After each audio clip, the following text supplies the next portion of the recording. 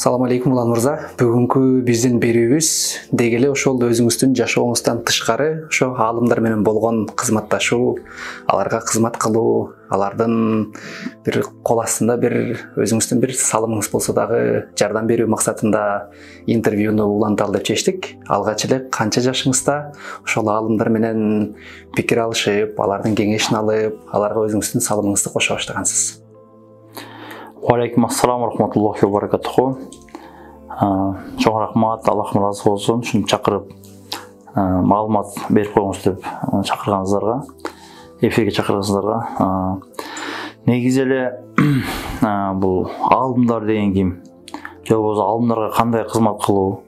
Же болбосо дин аалымдары деп бөлөбүз. Бирок баягы биз Бишкек шаарында төрөлүп, бирок окуушулук күндөрүбүз Талас шаарында өткөн. Талас шаарында окуп жүргөн кезде мен атам баягы Питер садаканы берерде ошол Талас шаарынын имам хатиби Медет Молдого бердичи эле. Мен үйдө улуусу болгондуктан ошол 90-жылдардын башында Медет Молдого барып Питер садаканы берип турар элем.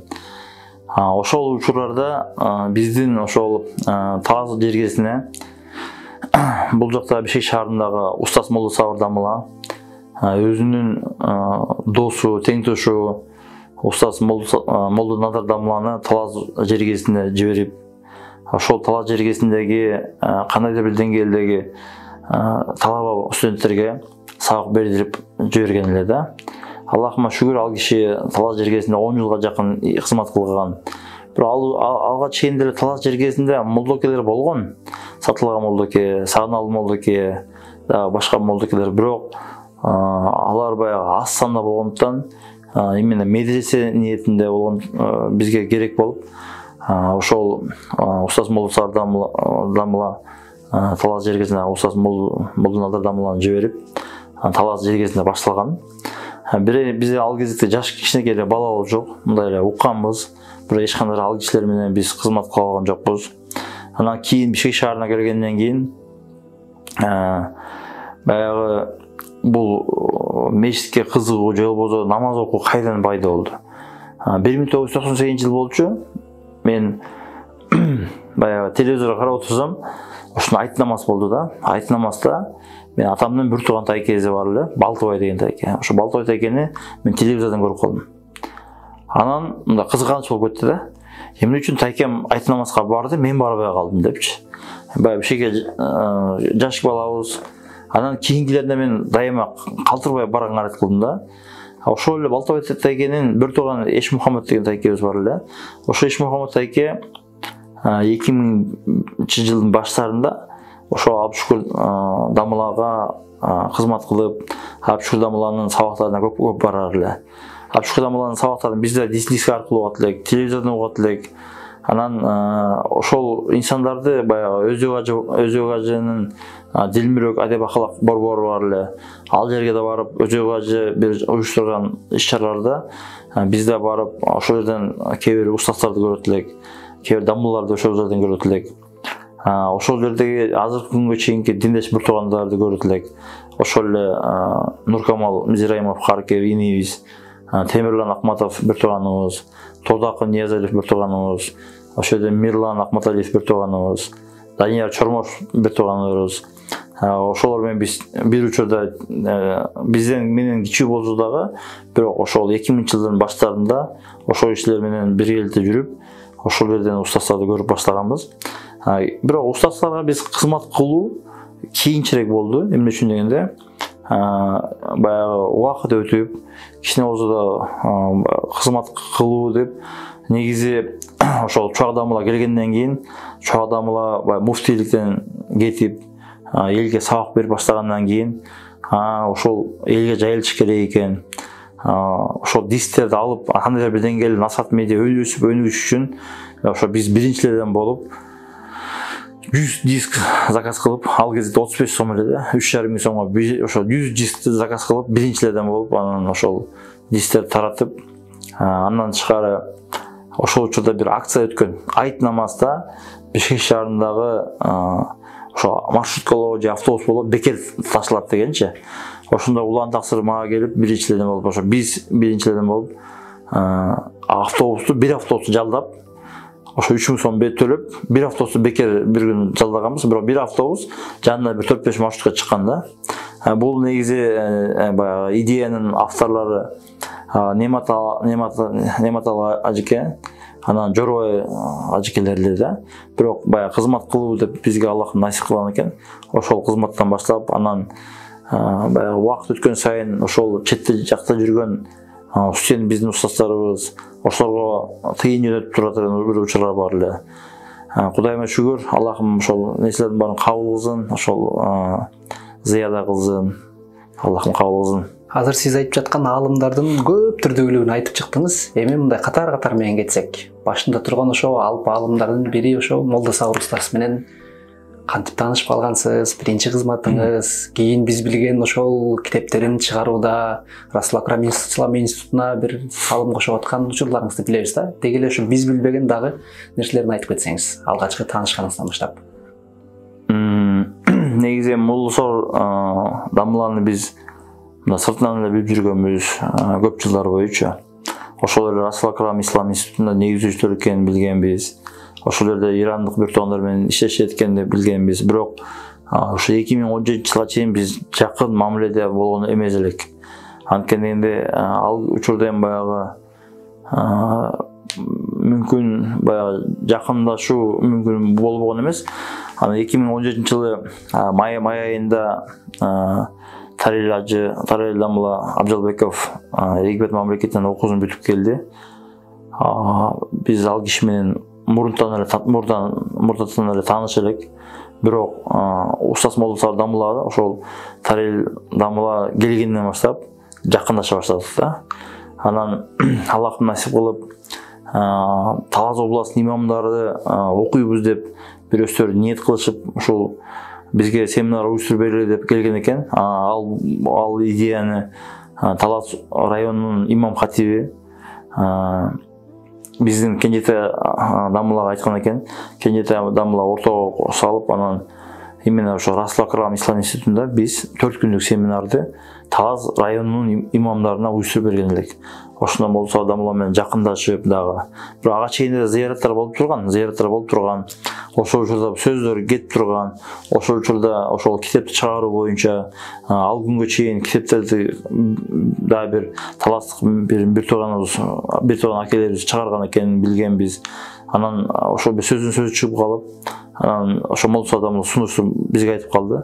Анан Аллахтын насип кылып ошол Молдосор Дамланын ошо Мунаббихат, Тавхид китептерин Аллахтын насип кылып чыгарып бергенге насип болду да. Анан тышкаркы Расул Акрамга тиешелүү, Ислам институтуна тиешелүү бир кызматтар көп эле болду. Эми Кудайым кабыл кылсын. Андан кийинки аалымдарга өтсөк, Чубак устаз Дамла менен анын баяндарын кантип угуп калгансыз? Балким ал Кыргызстанда окуп жүргөндө деле таанышып билеңиз же ошо Саудияда окуп келгенден кийин таанышып калдыңызбы? Негизи ошол эле баягы биз динге кызыгуубуз ошол 90-жылдардан кийин болуп атпайбы? Анан бирок Чубак Дамланы биз бияктан аз-маз эле билет элек да, Бирок бир кезде укканбыз. Ошо Мекке шаарында окуган Дамлабыз бар деп угат элек да.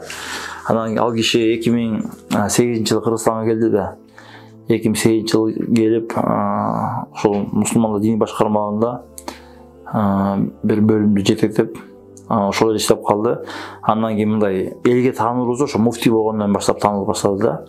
Анан муфтийликтен 2012-жылы кетип, ошол жекече сабактар башталгандан кийин анан биздин кызматтар башталды да.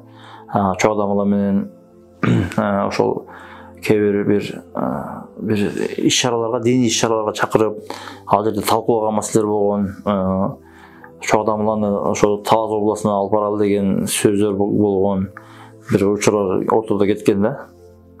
Андан кийин ошо Тарел устазга келсек, Тарел устаз менен алгач ошо Египетке окуганга чейин эле мамилем бар дедиңиз. Деги эле ошо устаздын жанында жүрүп кандай нерселер болду, кандай проектлердин үстүндө иштедиңиздер, ошол боюнча айта кетсеңиз. Деги эле Тарел устаздын аалымдык сыпатын айтып кетсеңиз. Устаз Тарел Дамланы биз деле ошол 2000 жылдардан кейін 2004-2005 жылдарда бір оққанбыз. Ошол Египет мамлекетине кетип атат биздин дамылдап. Ал учурда ал жакка кеткен студенттер көп эле, көп болчу. Анан эмне үчүн ошол кийин биз ошол жакта студенттердин укканын себеби Тар Элдамала баргандан кийин ал ошол жердеги жергиликтүү студенттердин бириктирип, жергиликтүү ошол биздин мекендеш студенттерге ал жерде 300-400 жакын студенттердин башын бириктирген учурлар болгон да. Ошол аларга сабак берип, баягы жаш барган студенттерди эгерде башка бир жолго кетип калбаш үчүн, адашып кетпеш үчүн деп жардам берген учурлар болгон. Анан Аллах насип кылып, ал киши деле 2005-жылдан 2013-жылга чейин Кыргызстанга келе алган жок. Кыргызстанга 2013-жылы келди. Анда да бир аз учур болуп эле кайра кеткен. Аны 2015-жылы келди да. Анан ошондо баягы кенен таанышып, кенен олтуруп, ошол күндөн баштап анан биз баягы күн ара жазышып, биздин ортодогу мамиле күчөтүлдү да. Анан ал киши Египет мамлекетинде окуп жүргөндө Аллах насип кылып, мен өзүм, Нуркамал кары иним, дагы бир өкүл балам бар эле, Нуртилек деген кары. Анан Бекзат деген биздин таластык мекендеши дагы бир таксыр болуп, төртөөбүз атайын Египет мамлекетине барып, ошо Тар Элдамаланын коногу болуп, Тар Элдамала ошол жерде бизге бир нече Азгари, Аль-Азгар университетинде окуган Азгаrilер деп биздин мекендеш бир туугандарды тааныштырып, ошол биз бир жума жүрдүк, ошо бир жуманын ичинде көп мекендештер менен таанышкан учурлар болгон. Андан негизи Тар Элдамаланын жанында жүргөн устаздарды алсак эгерде, биз ошол Салим Дамланы Ажылыкта таанышканбыз. Кенжети Дамланы Бишкек шаарында тааныштык. Ошол эле Абдыкалык Карыкени Египет мамлекетинде тааныштык. Имамали Карыкени Египет мамлекетинде тааныштык. Жеңиш Дамланы, Канебек Дамланы, анан Илмян Карыкени, ошол Белек Дамланы баардыгын биз Египет мамлекетинде тааныдык да. Ошол эле Эмилбек Андартегин Дамланы, анан Мухаммад Эрис Дамланы баардыгын Египет мамлекетинде таанып, кийин Кыргызстанга келгенден кийин да ошол кызматташтык нерселерди баштадык. Ошол кызматташтыктардын берде бизде дагы мен эле эмес, берде башка биздин диндеш бир туугандарыбыз да бар. Аттары айтылбаган бир туугандар бар. Баардык аракет кылып ошол кандайдыр бир деңгээлде динге салымыбызды кошолу деп биргеликте болуп, биригип, анан көп иш-чараларды уюштурганга Аллахым мүмкүнчүлүк берип, тауфик берип жатты да. Азыркы күнгө чейин ошол иштер улантылууда. Бул пандемия учурунда дагы көп инсандардын мындай ой жүгүртүүлөрү өзгөрүлдү. Бул жашоого болгон көз караштар башкача болуп баштады.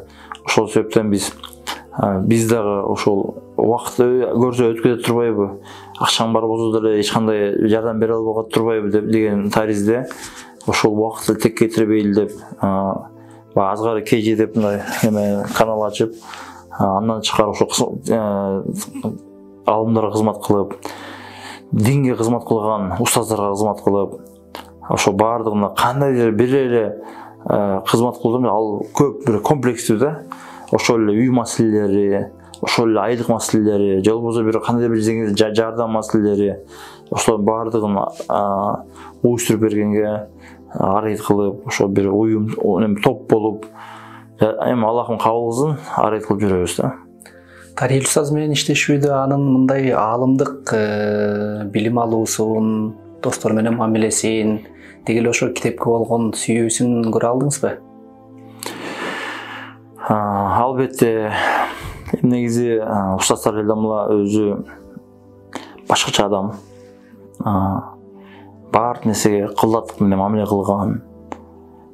Китеп окуусунда да болобу, же болбосо башка бир инсандар менен мамиле кылууда болобу, ар бир нерсеге кылдаттык менен мамиле кылып, өзүнүн чындыгында көп китеп окугандыгын далилдеп, кайсы бир теманы менен сүйлөшпөгөн, ошол тема менен сүйлөшүп кете ала турганын билдирип, баягы өзүнүн аалымдык сыпаты бар. Тар Элдамаланын устаздары дагы күчтүү устаздар болгон. Биз ошол устаздарды да көрүп калдык. Шейх Рифат дегенди көрүп калдык. Доктор Юсри дегенди көрүп калдык. Ал кишилер да ошол Тарел Дамлага баа берген учурлар болгон. Эми Тарел Дамланы Аллахым ден соолук берсин. Дагы кыргыз элине, ошол диндеш бир туугандарга, дүйнө жүзүндөгү алымдардын кандай бир деңгээлде мүчөсү болуп, дүйнөлүк уюмдардын алымдардын мүчөлөрү болуп, дүйнө жүзүндөгү диндеш бир туугандарга кандай бир деңгээлде өзүнүн салымын кошуп, ошол туура жолдон адашпай турган кылып, баягы дагы өзүнүн билимин эл менен бөлүшөт деген ниетибиз бар.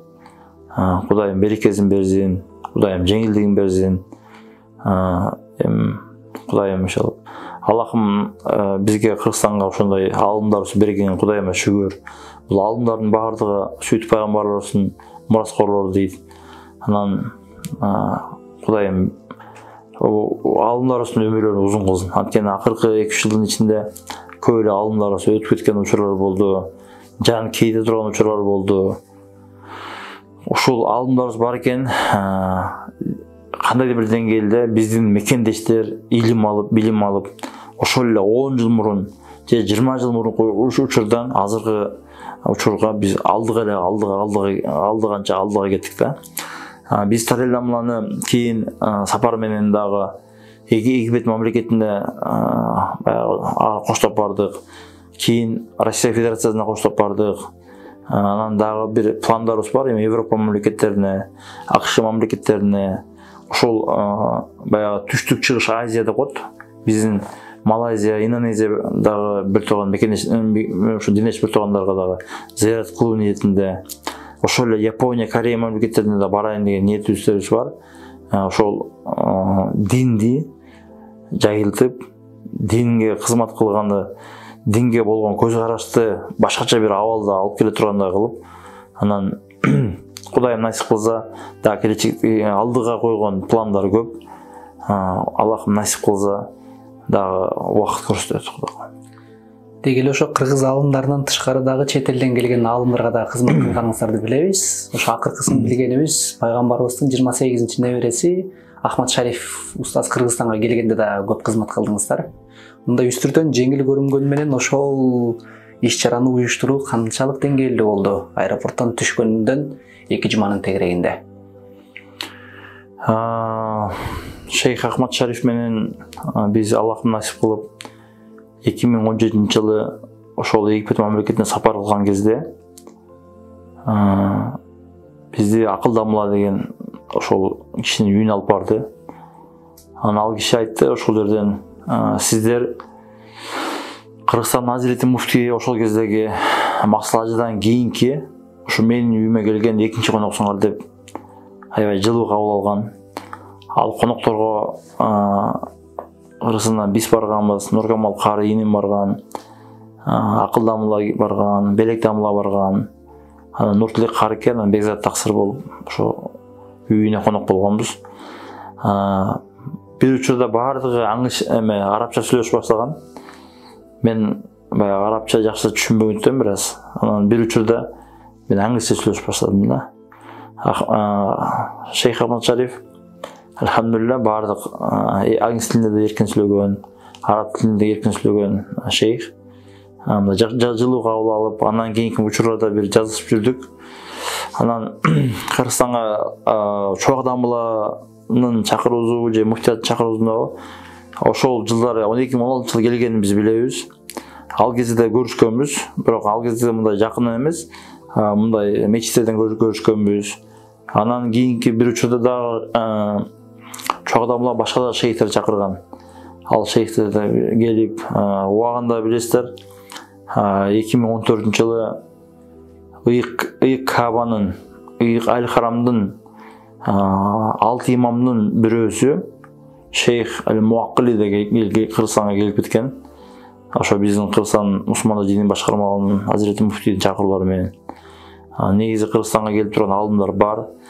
Анан 2021-жылы насип кылып ошол Шейх Ахмад Шариф Кыргызстанга келди, Кыргызстанга келердин алдын ала акылдамалар бизге кайрылып, дагы бул Кыргызстанда мекендештерге кайрылып, ушундай иш-чаралар болот деп биз колдон келишинче уюштуруп берүүгө аракет кылдык. Кай жер бир деңгээлде Бишкек шаарында дагы сабактар болот да, Ош жергесинде да сабактар болот да.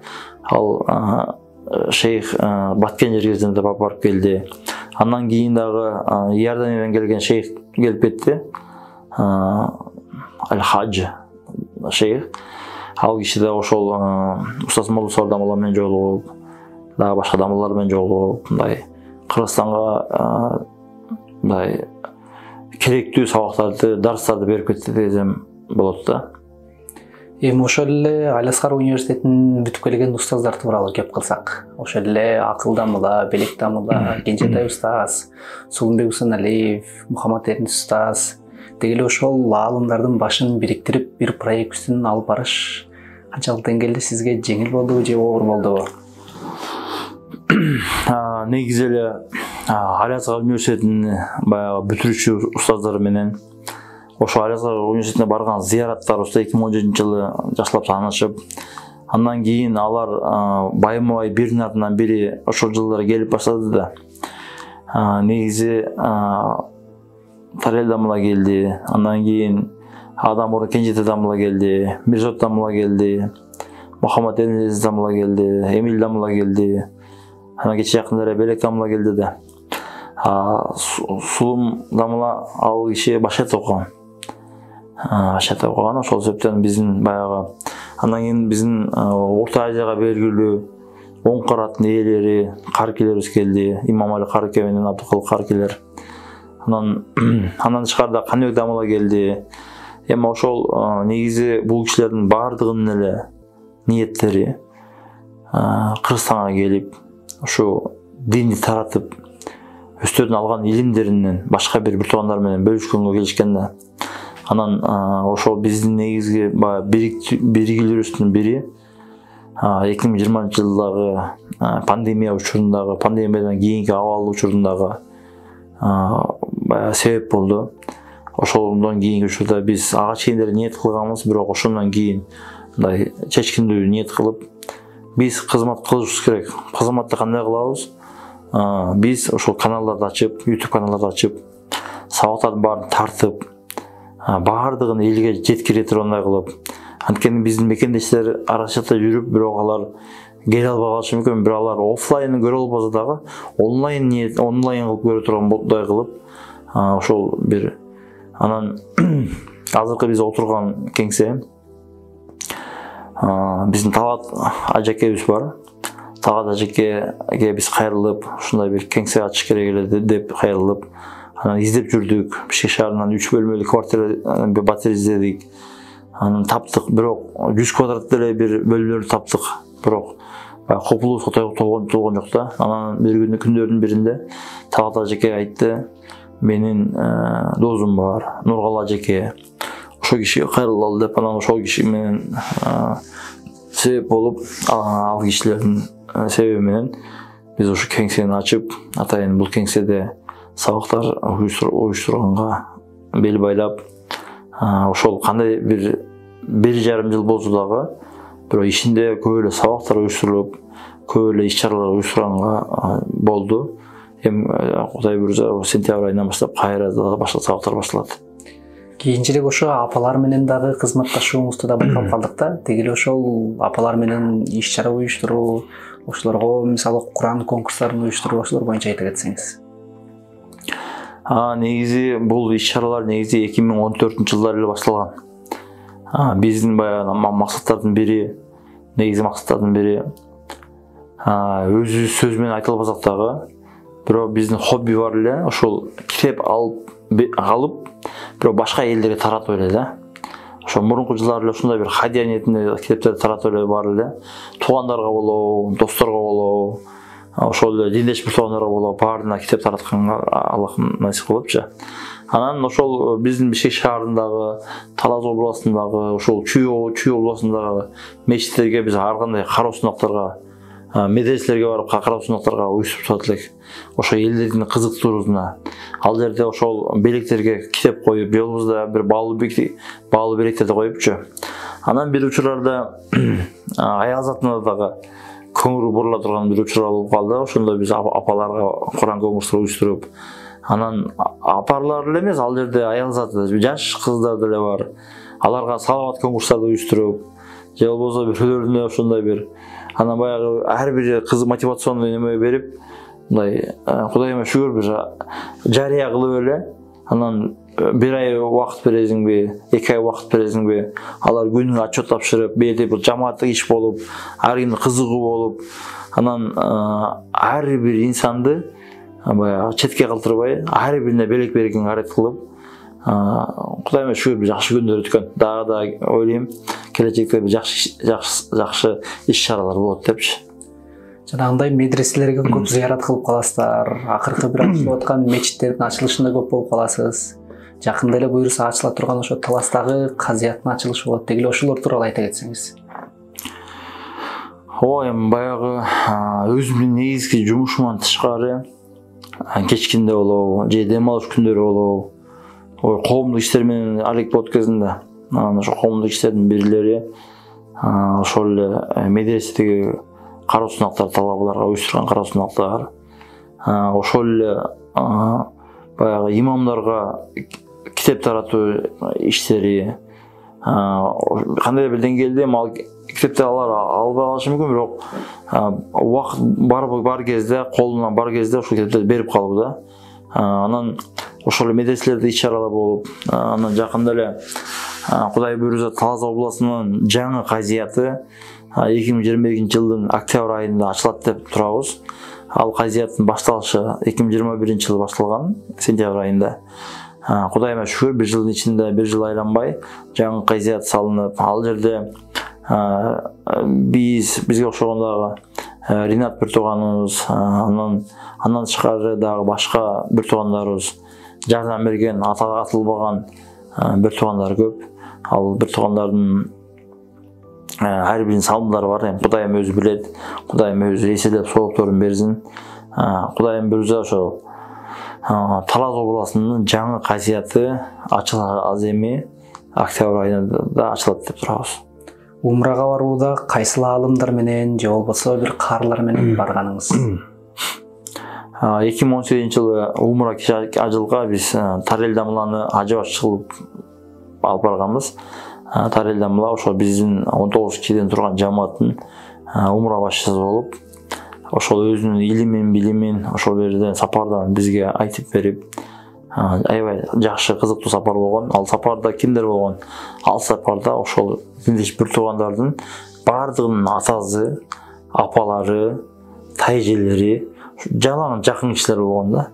Бардыгы аябай мухабаттуу болуп, ал сапарда биз биринчи Бириккен Араб Эмиратына сапар кылып, ал жерде ата-энелерди кичине узда мындай сабак өткөрүп, ал жерде 2 түн 3 күн болуп, андан кийинки сапар Сауд Арабиясына болуп, Сүйтүп пайгамбарыбыздын шаары Аль-Мадина Аль-Мунавварага барып, ал жерде сабактар болуп, ал жерде ошо баалуулуктарды айтып берип, анан Мекке шаарына барып, умра киши аткарып, ата-апалардын сүйүнүшүн көрүп, ошол жердеги бир туугандардын сүйүнүшүн көрүп, аябай бир кызыктуу сапарлар болгон да. Кудайым насип кылса дагы бир учурларда, кийинки сапарларда Кенжетай Дамлан менен дагы чогуу болуп калдык. Ошондой ийгилик сапарларда. Анан Кудайым буйрса дагы бир сапарларда башка адамдар менен да болобуз деген ниет бар. Анан акыры ушул айтылып жаткан иш-чараларыңыздар, жана Россия өлкөсүнө барып келдиңиз, Кыргызстанда 7 областты кыдырдык, жанагындай умра сапарлары болду дедиңиз. Ошол мындай медиа тармагыңызды, каржылоо тармагында кандай кылып кайрыласыз? Балким досторуңузга айтасызбы, же ушундай бир командасы болгансыздарбы? Ошол боюнча айта кетсеңиз. Негизи ушундай бир жакшылык иштерде ошол 2015 жылдары бизди мен бир Дамирбек Тайкем деген бар. Дамирбек Тайкем экөөбүз баштап ай сайын тыйын чыгарып, ошо каржылап жүргөн учурубуз болгон. Анан чыгымдар көбүрөөк болуп баштаганда биз атайын диндеш бир туугандарга кайрылып, ал диндеш бир туугандар көп болгон жок, ал жерде бир 5-6 эле диндеш бир тууган болду. Анан ошол диндеш бир туугандар кийин ошол 7 бала болдук. жети бир турган өзүбүздүн жакындар менен дагы баягы чыгымдар чоңойраак көп болуп баштаганда жетөөбүз ар бирибиз 2ден киши болобу же 3дөн киши болобу деп сүйлөшүп алып бир 30га жакын баланы чогулттук. Ошол 30 бала менен азыркы күндө ошол ар бир айда ким канча бере алган болсо акырын ошол Кудайым кабыл кылсын. Кээде көп болуп калат, кээде орто болуп калат, кээде аз болуп калат. Бирок Кудайыма шүгүр, бул нерсе үзгүлтүксүз садака жария ниетинде деп аларга да туура түшүнүк берип, алар дагы ушул нерсеге кошулуп калышканда аябай сүйүнүп, бул жерде эч кандай мындай кыйноо жок. Бардыгы чын дилден, чын ниеттен берген бир туугандар менен азыркы күндө иштешип жатабыз. Эми бул Аллахым билүүчү да, Аллахым көрүүчү, Аллахым берүүчү. Кээ бир учурда көп чыгарып калсаң, бардыгы Алладан да. Алладан күтөбүз. Эч кандай бул эл көрсүн эмес, эл уксун эмес, эл айтсын эмес. Ушундай азыркы күндө бир туугандар менен иштешип жатабыз. Кудайыма шүгүр, Кудайым кабыл кылсын. Дамбылар өсө дуа кылгандай 10 эседен 700 чейин бериле турган сооптуу иштерди Кудайым өзү Аллахым кабыл кылсын. Эми бул жеке жашоо иштериңиздин баарын токтотуп эми жеке жашооңузга өтсөк. Билим алган окууңуз тууралуу, Кыргызстанда кайсы жерде окугансыз, чет өлкөдө кайсы өлкөлөрдө билим алгансыз? Ошол биз мектепти бүткөндөн кийин, мектепти жакшы эле бүткөнбүз. Талаш шаарындагы номер 5-орто мектепти бүткөнбүз. Бишкек шаарында төрөлүп, Талаш шаарына ата-энемдин көчкөнүнүн себеп Талаш шаарында бир мектепте 10 жыл бою билим алдым. Эч бир мектеп которгон жокмун. Анан Талаш шаарынан Бишкек шаарына келип, Бишкек шаарындагы Кыргыз техникалык университетине тапшырып, телекоммуникация багытындагы инженердик кесипке ээ болуп, окууну ийгиликтүү аяктап, анан 4 жыл Кыргыз Телеком мамлекеттик ишканасында иштеп, 4 жыл Sky Mobile же болбосо Билайн бренд ошол мобилдик байланыш операторунда иштеп, андан кийин 4 жыл ZTE Кыргызстан деп коет. Бул дүйнө жүзүндөгү 5 телекоммуникациялык эң күчтүү компаниялардын бири ZTE деп айтылат. Бунун штаб-квартирасы Шэньчжэнь шаарында, Кытай Эл Республикасында. Ошол жерде 4 жыл иштедим. Андан кийин азыркы учурда деле ошол өзүм кесибиме иштеп атам. Негизи ошол Кыргыз техникалык университетинде окуп жүргөн кезде жана айтып өткөндөй, туңгуч президент Аскар Акаевичтин демилгеси менен ачылган 21-кылымдын кадрлары ошол кадрлар программасынын алкагында Кытай Республикасында окуп келдим. 2 айлык курс стажировка өтүп, ошол студент кезимде окуп келдим. Ошол кезде президенттик палата деп койчу, ошол президенттик палатага студенттердин атынан катышкан учурларым болгон. Анан ошол Кытайда окуп келген кезде Кудайдан суранып, дуа кылып, Аллахым, мен көп эле сынактарга катышайын. Бирок Аллахым өзүң насип кылсаң мен утайын ошол деп ниет кылып, анан ошол жылдан баштап ар бир жылы ар кайсы конкурстарга катышып, ар жылы ошол конкурстарга жеңгенге аракет кылып, анан ошонун эсебинен кырктан ашуун өлкөлөрдө барып келдик. Эл аралык жеңүүчүлөр болуп, ошо Кытай мамлекетинде окудук, Индия мамлекетинде окудук, Россия Федерациясында окудук, Америка Кошмо Штаттарында окудук, Германия мамлекетинде окудук, анан Малайзия мамлекетинде ошол именно эл аралык сынактардын жеңүүчүсү болуп барып келдик да. Бирок мындай учурларда жумуш менен барган учурлар болду. Бирок саякат учурлары болуп барган учурлар да болду да. Кудайыма шүгүр, жакшы. Ошол чет өлкөлөргө барууда ошо англис тилин алгач мектепте үйрөндүңүзбү же университетке тапшырганда үйрөнгөнсүзбү? 1995-жылы Талаш шаарындагы номер 5-орто мектебине Кристина Оберсмит деген Американын тынчтык корпусунан волонтер айым келген биздин мектепкечи. Анан ошол баягы бир аз кызыгуу бар эле, ошондо баягы англис тилин үйрөнөм деген кызыгуу бар эле.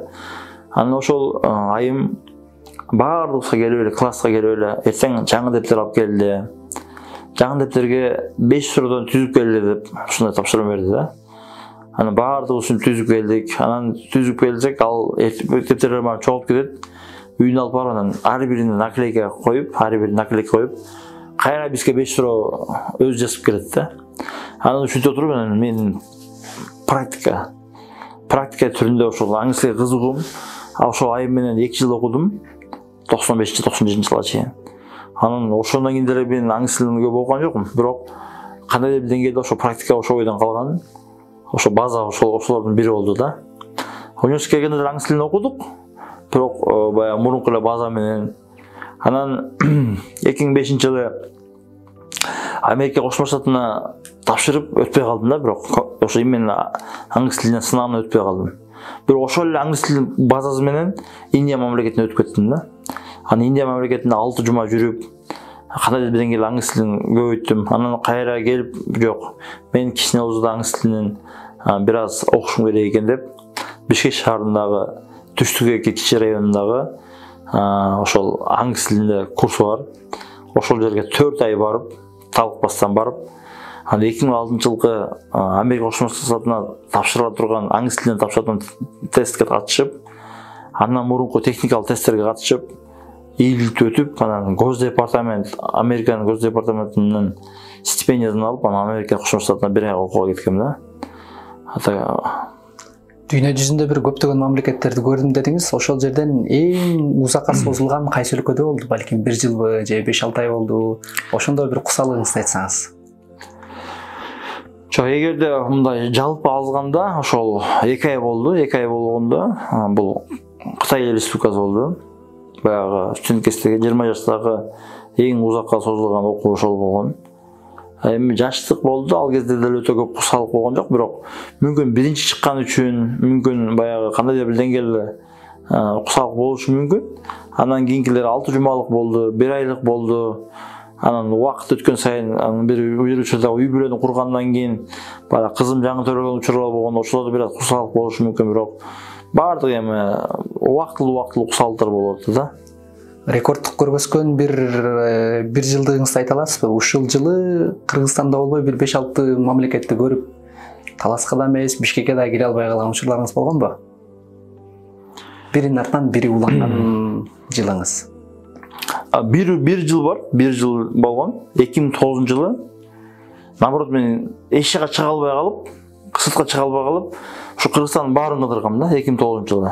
Бирок ага чейин кыдырып жүргөм, бирок мен ошо 2009-жылы жумуштан бошобой, ушу Кыргызстандын баарын кыдырып жүргөм. Анан кийинки учурда бул болсо бир 2014-жылдар болушу мүмкүн, ошол Малайзия мамлекети, Сингапур мамлекети, Европа мамлекеттери, анан Россия Федерациясы болуп, ушу сыртта жүргөн ошол учур болгон да. Кайсы өлкөгө барганда мындай тамагынан, жер жемиштеринен бир мындай күмөн санап, же болбосо ошол аппетитиңиз тартпай калган өлкөлөр болду беле? Ошол башындачы, мисалы, ошол эле Кытай мамлекетине барганда мен коркуп жанагы эттерди көп жеген жокмун да. Көбүнчө эле балыкка басым жасап аттым, балыкка. Анан кийин Индия мамлекетине барганда деле ал жерде деле биз ачуу тамакка көп жеп аттык да. Анткени баягы ооруп каласың деген бир коркунуч бар эле. Ошол үчүн ачуу тамактарды жеп, анан АКШ мамлекетине барганда көбүнчөсү салаттарды жеп аттым да, көбүнчөсү салаттарды. Анан Малайзия, Сингапур мамлекетине көптөр коркунуч болгон жок, Индонезияда коркунуч болгон жок. Анан Европа мамлекеттерине барганда жакканы ошо Германия мамлекетиндеги тамактар болду. Бирок аны деле биз этти жебей, көбүнчө сыр жеп аттык да. Бирок Европа мамлекетинин ичинен ошо Германия мамлекетиндеги тамактар сапаты жагынан да жакшы экенин көрүнүп турат да. Жакынкы күндөрү же жакынкы жылдары кайсыл бир өлкөгө бара элек болгонсуз, ошону бир кыялданып жатасыз? Баягы атайын бул өлкөгө барам деп баягы ниет андай деле болгон жок, бирок бир учур болуп атат, азыр ниет болуп атат. Венгрия мамлекетине барып, ошол аркылуу Голландия мамлекетине иш сапар менен барып, Швеция мамлекетине тийип, анан Грузия мамлекетине келип, Кыргызстанга кайра келүү да. Деги эле ушундай чет өлкөдө жүрүүдө, жанагындай иштериңиз менен жүрүүдө үй бүлөгө кандай убакыт бөлөсүз? Балким бир жуманын бир күнүн бөлөсүзбү? Кандай болуп калат сизге? Ошол чет мамлекетте жүргөн кезде үйүм менен байланышып эле турабыз да. Бирок аларды мен компенсация кылыш үчүн мен үй бүлөнү дагы сыртка чыгарып турганга аракет кылам да. Кыздарым болсо кыздарымды, балдарым болсо балдарымды, же жубайым менен аларга да ошол эми мен көргөн нерселер эмес, мүмкүн ага чейинки нерселерге аракет кылып чыгарып турганга аракет кылам да. Сизге Алла разы болсун. Бүгүнкү маегибизде көп нерсени билип алдык. Кудай буйруса оорубаңыз, ден соолуктуу болуңуз. Ар дайым ушул аалымдарга, каарларга, деги эле ошол динге бир кызмат кылып жүрө бериңиз. Кудай буйруса сиздей адамдар көп болсун. Аллахым разы болсун сиздерден да. Чоң рахмат чакырганыңыздарга. Аллахым разы болсун.